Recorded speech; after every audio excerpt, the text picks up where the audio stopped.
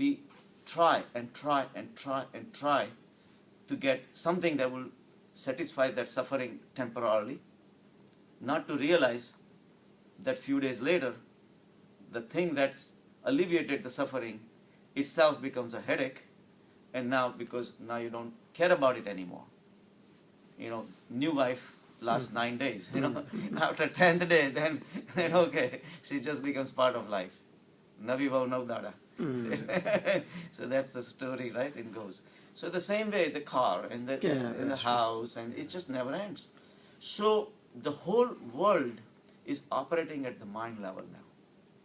Even the marriages are breaking down because there has been a positive need for the marriage to give you a pleasure. And when you get fed up with the existing marriage, what do? You look for someone else. So marriages are breaking apart very easily because expectations of providing the pleasure is gone. At one time, the girl or the boy seemed very appropriate to give you the pleasure, thinking it will last all their life, but it does not. It's very short lasting. And then when it stops giving you the same pleasure that you used to have, you have to look for another pleasure.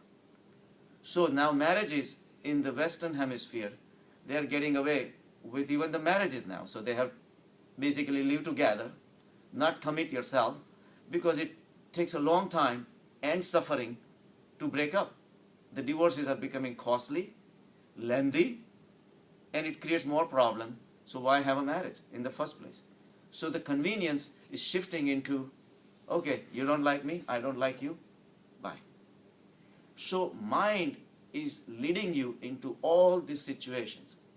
Now, if you think that in the East, the marriages are happier, think again. Not necessarily. Just because they don't break down does not mean that that is a happier marriage. No, correct.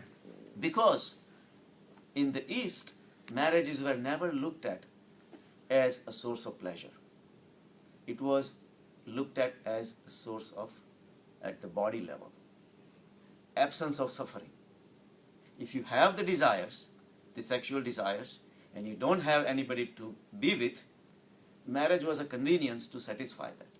So the existence was only at the body level, which animals do. So compared to that, the West has evolved at the mind level. So at the physical level, as long as the needs are satisfied, marriage is good enough. Then there is no need for looking for anybody else. And so it's like my hunger for thirst and my sexual desire is met and I'm happy. So there is no need to break down or nothing like that. But now the West has evolved. And of course now it's going into the East also. And so now we're living at the mind level. But there are suffering at the mind level also. So both the levels have its own problems. At the same time, now the souls. So at the soul level also there are certain requirements that it wants. What is the requirement of a soul? Soul wants to be in its own nature. It does not want to be disturbed by the body or the mind, right?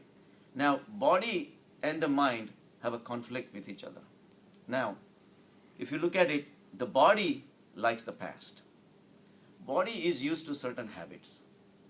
It wants the food at certain time because it's hungry. It wants the liquids at certain time because it's thirsty. It has a habit of certain eating at certain time, sleeping at certain time, waking at certain time. When you break that routine, the body does not like it, right? So now that we are living at the mind level, the mind is forcing the body to behave in the ways that it never was used to.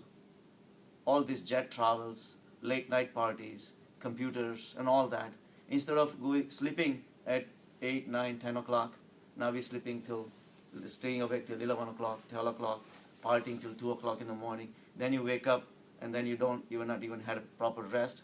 So you are harassing your body. The mind is harassing your body. So there is a conflict. So all these diseases are starting. But the body said that all I need is to satisfy my hunger for my basic needs. But now mind wants something more than that. So when your stomach was satisfied, with certain food and you didn't stop, the mind took over. Mind says, I like this, why not this and that and all that. So mind is forcing the body to do the things that it's not used to. Because the body was used to the habits. Certain habits are broken. So the body revolts by creating high cholesterol, diabetes, heart attacks. All these are the results of mind-body interactions. So mind is trying to show its superiority, that I am better than you, not realizing that body is used to certain things. So body wants to live in the past, but mind wants to live in the future. It's constantly looking for new pleasures. So its existence is in the future. So the futuristic existence, sometimes it happens, sometimes it doesn't. But the suffering of the body has become insignificant. Even at the cost of body suffering, mind wants to live in the future. It wants to make certain investment plans, and it wants it to go accordingly. Mind is not going to be taking no for an answer. It has to go through. But if it doesn't, then there is a suffering. And the mind keeps on dwelling on it because it made those plans, it did not work out, so there is a suffering at the mind level also. So what do? We live, good morning. So we live right now, the way we have evolved, there is a stress at the body level, at the mind level, because the mind is controlling everything right now, right? So what we do is, either we try to forget the existent problems, drink ourselves or immerse ourselves into all the enjoyments and this and that, so that we forget our stress temporarily. But you have to come back to the reality. It does not last long. So we try to live the life of an animal, where you don't have to worry about anything. The ego has evolved. The ego of the animals don't have to choose. Ego at the animal level never gets bored. It gets whatever it gets, it's happy. It's not looking for anything else like our mind does. If you put a gasoline in the car doesn't revolt that I didn't like the Getty's gasoline yesterday. Why don't you fill with the Exxon's gasoline? Nobody complains. The cows doesn't care what kind of food it will get. Cows will eat the same grass again and again and again till the end of his life. It will never revolt. So that's living at the body level. That's the animal existence. And at the animal existence, there is a pleasure, believe it or not, compared to the mind level. Because there is simplicity in life. You have certain basic needs and all that. But that's a piece of ignorance. Because you never get the pleasures of the mind. You cannot deny the pleasures of the mind. If we crack jokes, we laugh, we hug each other, we have emotions, all these things animals cannot have. Imagine cow laughing. Cow laughing, laughing cows will be a disaster. So it's something unheard of, right? So what life has to offer, we cannot walk away from it either. So we cannot really put us into an illusion that people living in jungles who have never known all these pleasures of life are happier people. The only way to do is to transcend all these things and see the futility of all these things. Then only you will have a bliss of total awareness. Animals have a bliss of ignorance. We have suffering of knowledge because we know too much. At the same time, by knowing too much, we have suffering because we have to make this choice and we want this and chant. But that's the evolution. We cannot escape from evolution. So we have to progress from that level to the higher level. And in life, nothing is steady, as we know. Change is happening all the time. So if we are not progressing, we are regressing. One or the other. The choice is up to us, whether we want to regress or we want to progress. So we have to see the truth. The suffering is there. That's what Buddha said. The life is suffering, but there is a way out. And this is the way out. So, body will force you to live in the past because it's like certain habits. mind wants you to go into the future, constantly making you run to the future. I'm going to have this, I'm going to have this, I'm going to have that. And whenever it doesn't, the mind becomes unhappy, this and that and all that. There is a constant running and running and running till you tire out, till you exhaust your whole life, till you die, it will keep on running. It never ends because that's all you think of. Mind has a habit of constantly running. Running is wrong. It never realizes that, because the moment mind realizes running is wrong is the death of the mind, and mind cannot accept that. So body and mind are continuous involvement, and that's why we never want to meditate, because meditation is death of mind. Is the enemy of. Is the enemy of the mind, right? So the way we understand all these intricate workings of the body and the mind, that's where the seedling of spirituality starts.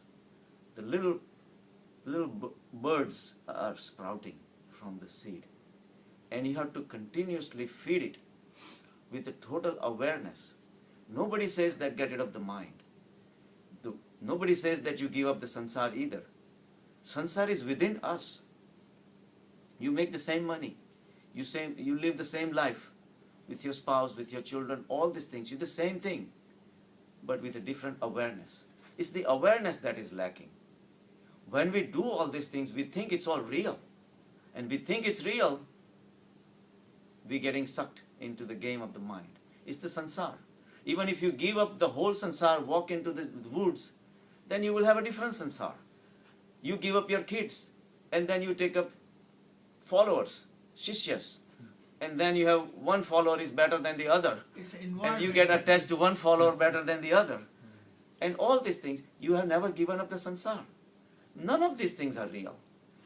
Whether you leave your house, right, you are secured within your house, you start running outside, or you stand outside.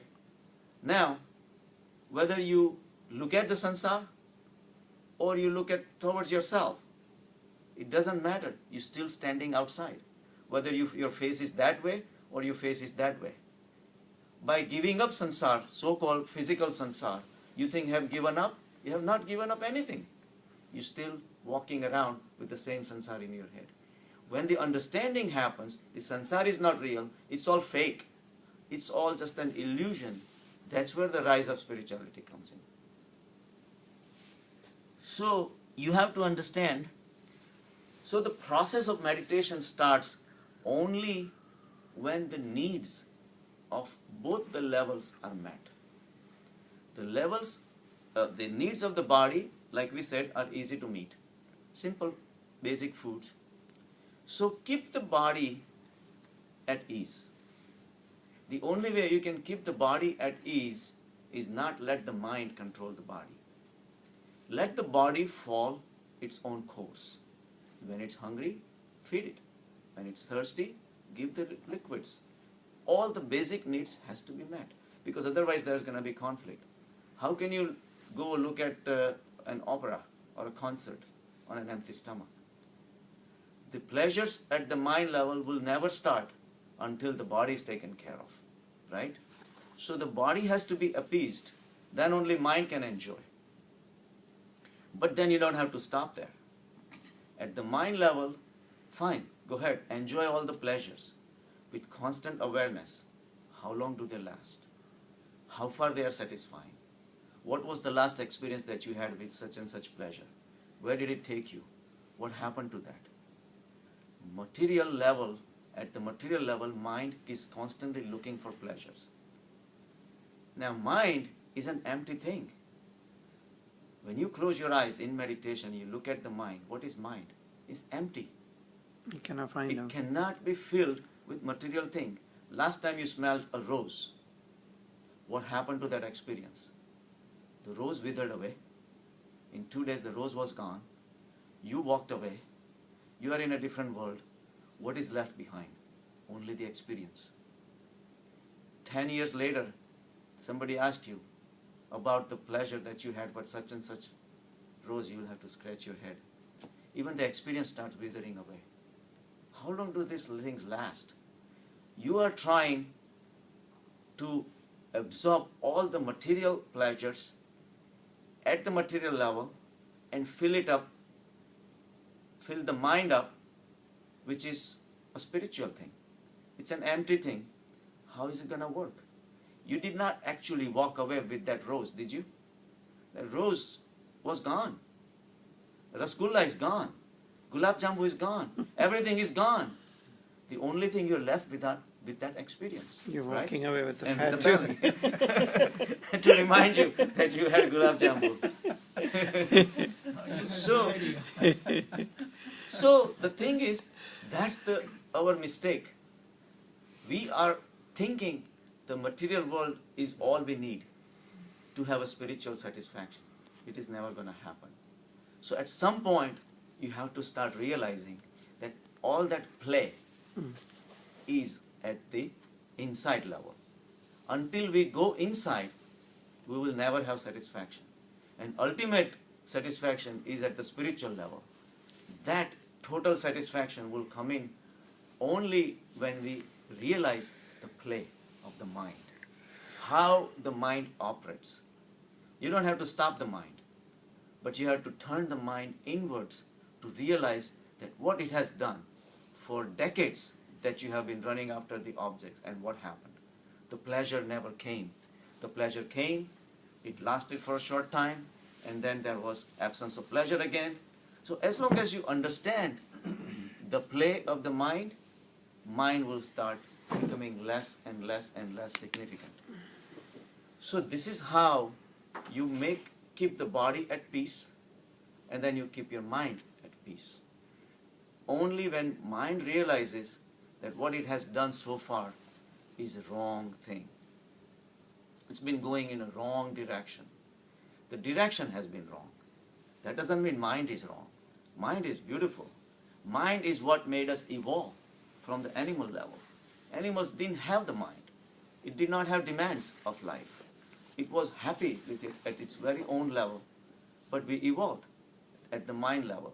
Mind made us evolve, and mind is going to take us further up into spirituality only by recognizing its own futility, its own insignificance. And that's when the growth of spirituality starts. So the awareness is needed. When you eat, using your mind is a wrong direction.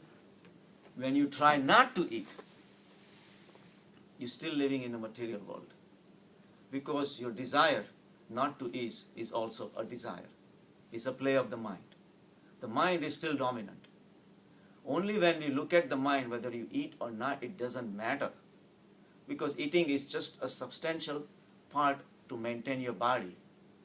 It doesn't matter what you eat. It doesn't matter how much you eat. As long as the needs of the body are met, that's good enough. So, to keep the body satisfied, keep the mind also satisfied, only is the platform from where you can jump into spirituality. That's the springboard. So it's very important to have a body and mind at ease. Because the intricate differences you have to understand. At the body level, the needs are finite. Material is what is needed at the body level, food. And at the body level, those pleasures can be shared. Whatever I eat will satisfy my hunger. The same food, if I give it to you, it will satisfy your hunger also. There is a commonality at the body level. Mind level is another story. My needs are different. So now we have started forming our ego, our asmita. Asmita is playing now. My asmita is different than your asmita. So now we are differentiating. The duality is coming into the play. At the body level, animals fight for food for each other, but if both get food, there is no fight. Correct. They don't fight. As soon as the lion gets his own share, he will go and sit there. The other animals can walk by and he won't even bother you. As long as all the animals are happy, there will not be any killing. Even in the lion in the wild, if we keep on feeding, he will not make a hunt. He doesn't have to hunt. He would not go through the efforts of hunting or killing other animals. We think the lion is a bad animal. It's not. It's just trying to Hungry. meet its needs. Hungry. Simple. If the needs are met, he's happy. He will sit in a corner and do nothing. Right? So the needs at the body level can be shared, can be understood, and we have a common bond at the physical level. Mind level is another story.